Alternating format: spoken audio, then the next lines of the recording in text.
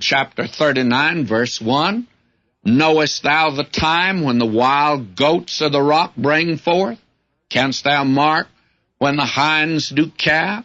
In other words, God is the God of nature. And today, the things that are happening in nature, God makes them happen. Nature would be dead.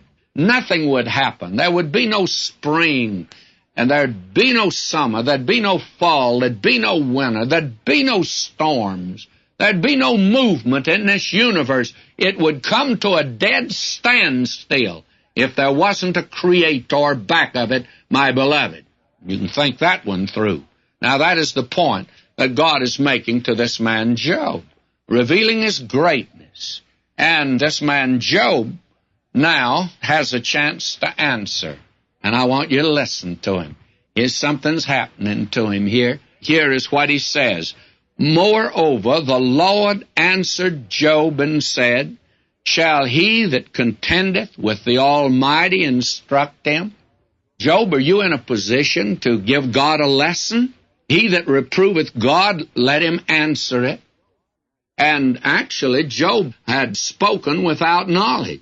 And he's attempting to instruct God. He's attempting to tell God something. And he's in no position to do that because he's been uttering words without knowledge. And will you listen to him now? Job answered the Lord and said, verse 4, behold, I'm vile. What shall I answer thee? I will lay mine hand upon my mouth. Job says, I should have kept quiet. And now I see I'm vile. Now, is this the man that said he would maintain his integrity regardless of what happened? Is this the man that declared that he was a righteous man and therefore there must be something wrong with God to let this thing happen to him? Well, this man now is saying that he's vile, as someone has said.